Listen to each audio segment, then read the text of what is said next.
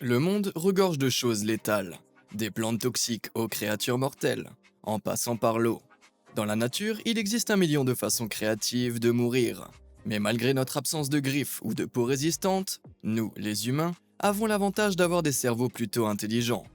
Le vôtre serait-il assez intelligent pour résoudre ces énigmes et vous sauver la vie? Qui sait, vous pourriez peut-être apprendre une chose ou deux en cours de route.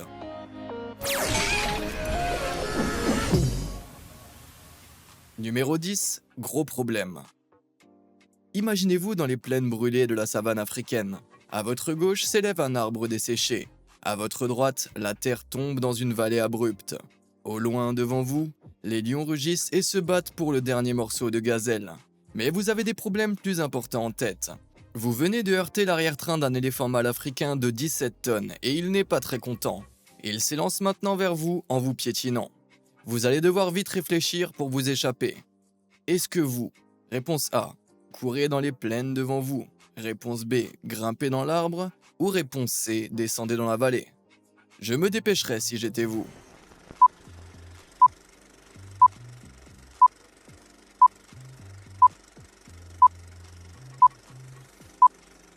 Avez-vous de choisir de courir dans les plaines? Mauvaise décision avec ces lions là-dedans.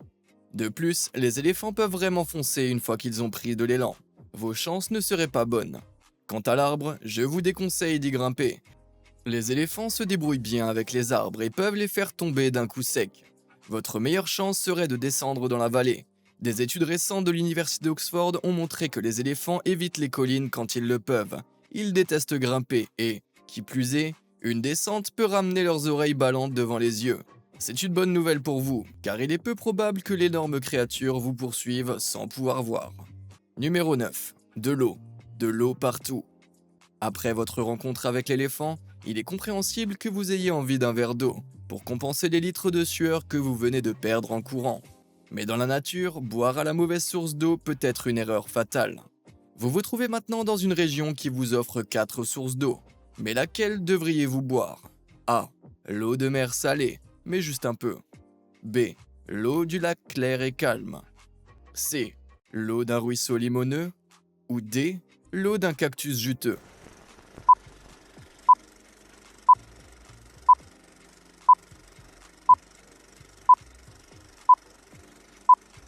J'espère bien que vous n'avez pas choisi l'eau de mer. Non seulement l'eau salée vous déshydratera davantage, mais elle est également connue pour provoquer la folie. Et croyez-moi, c'est la dernière chose dont vous avez besoin en ce moment. Passez à autre chose. Alors que l'eau claire d'un lac peut sembler être une option raisonnable, son immobilité pourrait très bien signifier que le lac est devenu stagnant. Les eaux stagnantes sont un foyer parfait pour les parasites et les bactéries les plus mortelles. À éviter à tout prix. Une idée fausse et très répandue est que l'eau récoltée dans les cactus est un moyen sûr de se réhydrater. C'est faux. L'eau des cactus est souvent contaminée par des produits chimiques nocifs présents dans de nombreuses espèces de cactus. Cela peut vous rendre très malade et même vous tuer. Le mieux est d'aller chercher de l'eau dans une rivière ou un ruisseau, même si elle est légèrement sale. Bien qu'il ne soit pas garanti qu'elle soit complètement propre, l'eau en mouvement est beaucoup plus sûre à consommer que l'eau stagnante. Numéro 8. 3 chemins. Après un très long moment perdu dans la nature, vous êtes épuisé et vous n'êtes plus qu'à 3 heures de la famine. Vous arrivez à un croisement sur la route. L'un des chemins révèle une voie de 25 km vers le haut d'une montagne qui surplombe une immense étendue de terre de l'autre côté, mais qui est presque entièrement stérile avec rien d'autre que quelques cactus ici et là. Le deuxième chemin mène à une plage. Mais il n'y a pas que du soleil et des bains de minuit. La mer est constamment agitée et il y a de dangereux rochers pointus ici et là. Le troisième chemin mène à un champ paradisiaque contenant une boîte en osier de 10 fraises mûres et un seul verre d'eau. Cela a l'air délicieux, non? Le hic, c'est qu'il y a une crue soudaine sur la route principale, ce qui signifie que quelle que soit la destination que vous choisissez, vous y resterez coincé pendant 3 semaines. Alors choisissez judicieusement.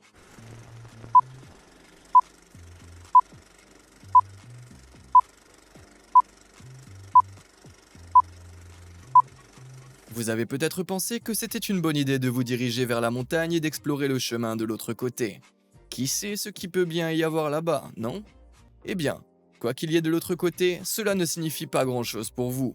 Même en sprintant à fond, il est peu probable que vous atteigniez le sommet de la montagne avant que la famine ne vous porte le coup fatal.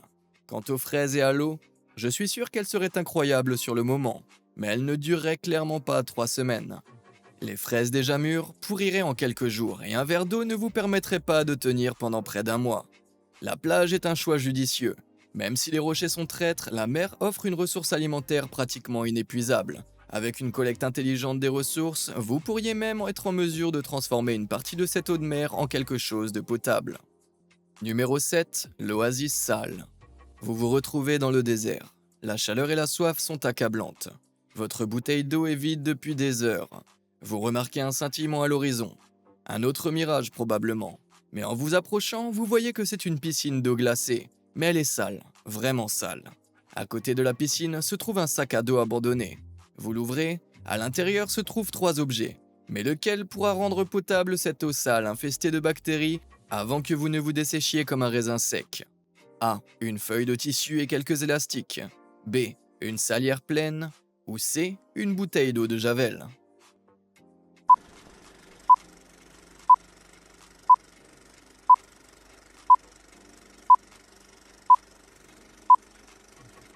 Tout d'abord, jetez cette salière. L'eau est un plat qui se mange nature. Quant aux tissus et aux élastiques, s'ils peuvent servir de filtre de fortune, ils vous aideront certainement à vous débarrasser des plus grosses créatures et des pierres. Mais ils n'empêcheront pas les bactéries les plus méchantes de passer. Cela peut surprendre, mais l'eau de Javel est votre meilleure option. Ceci est dû à un fait peu connu en matière de survie. À raison de 2 gouttes par litre d'eau, l'eau de Javel ordinaire et non parfumée peut être utilisée comme purificateur d'urgence. Il suffit de la secouer et de la laisser reposer un moment. Mais n'en faites pas une habitude. Numéro 6. Tout sauf une blessure superficielle. Alors que vous vous promenez dans votre voyage franchement horrible, un autre malheur survient. Vous tombez sur une souche d'arbre et vous cassez la cheville. C'est grave, vous avez besoin de soins médicaux rapidement, sinon, vous l'avez deviné, vous allez mourir. Pour atteindre la civilisation, vous devez trouver votre chemin en gardant à l'esprit que vous n'avez absolument aucune idée de l'endroit où vous vous trouvez dans ce monde. Quel chemin aura le plus de chances de vous mener à la civilisation? A. Suivre les animaux sauvages. B. Suivre l'étoile polaire. C. Suivre une rivière. Ou D. Suivre un avion qui passe.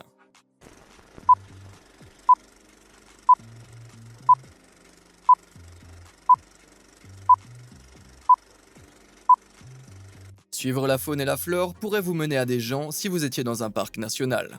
Mais ce n'est pas le cas. Vous finirez probablement par vous faire attaquer. Suivre l'étoile du Nord peut sembler être quelque chose qu'un chef scout suggérerait.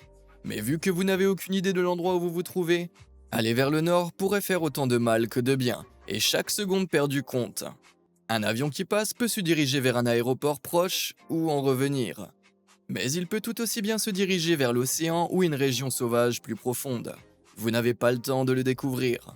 Votre meilleure chance est de trouver une rivière et de suivre ses berges.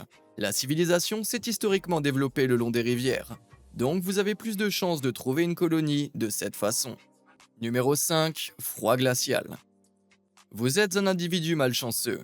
Vous vous retrouvez dans les griffes glaciales d'un blizzard. Gelé jusqu'aux os, vous devez rapidement faire quelque chose avant de mourir de froid. Vous remarquez 4 objets qui se recouvrent lentement de neige et qui pourraient vous aider à survivre. Lequel vous sauvera? A. Un sac poubelle en plastique. B. Une corde effilochée. C. Un vieux bonnet. Ou D. Un simple gant en caoutchouc.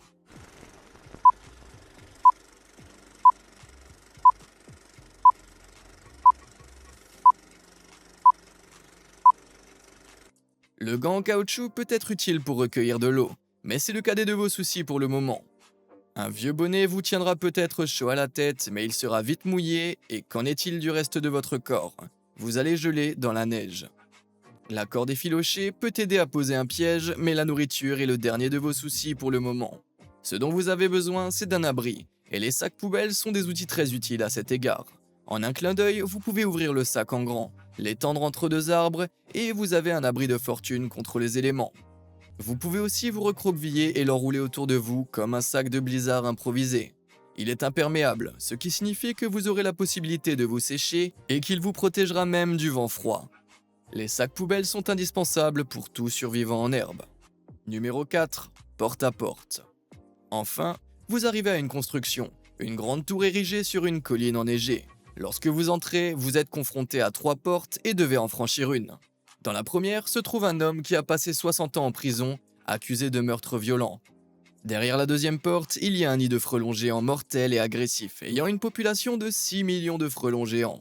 La troisième porte contient un four à porte dont la température actuelle est de 500 degrés. Il n'y a pas de retour en arrière possible. Quelle porte choisirez-vous?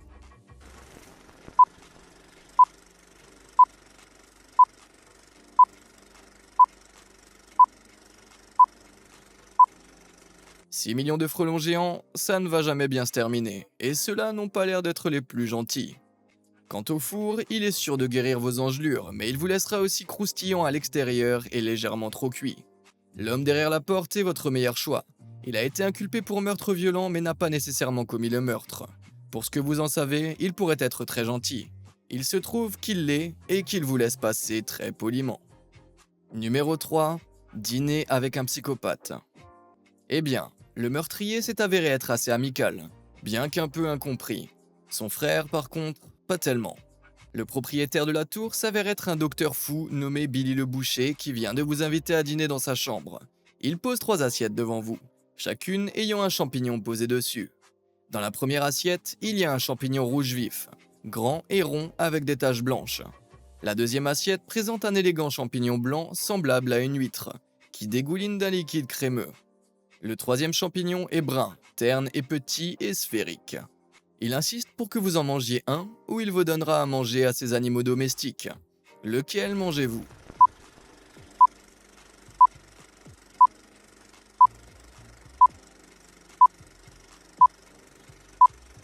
J'espère que vous savez qu'il vaut mieux ne pas manger le premier. La nature est pleine de petits signes d'avertissement et les couleurs vives sont généralement l'un d'entre eux. Bien que Super Mario puisse manger et grossir, la seule chose que vous feriez c'est de devenir très froid, très vite.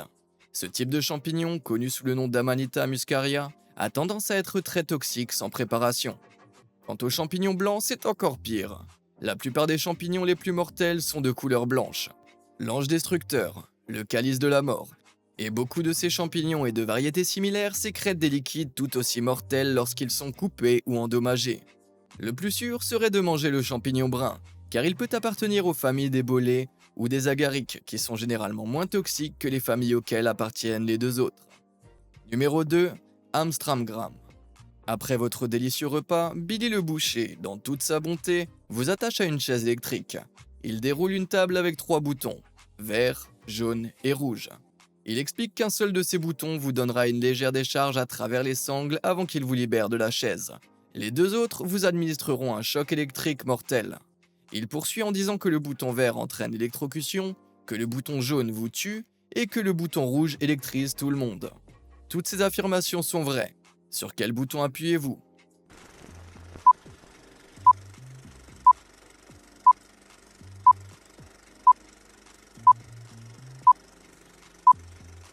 Avez-vous pris votre décision? Si toutes ces affirmations sont vraies, alors le jaune est éliminé tout de suite. On ne veut pas prendre ce risque. Cette fois, c'est une question de choix de mots. Le mot électrocuté signifie tuer par un choc électrique. Par conséquent, il faut appuyer sur le bouton rouge pour recevoir un léger choc avant d'être libéré plutôt qu'un choc mortel. Maintenant, vous pouvez fuir le maniaque responsable de ce test tordu. Numéro 1. Bataille royale. Vous sortez en boitant vers la lumière du soleil, mais vous vous retrouvez dans une arène de combat.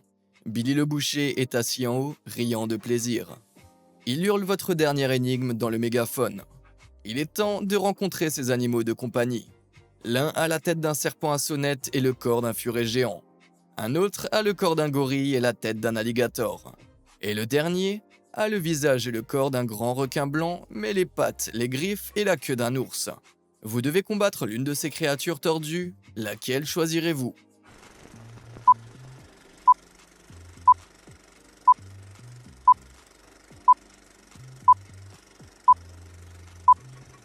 Les 2 premiers feraient des adversaires très gênants dans votre état de faiblesse.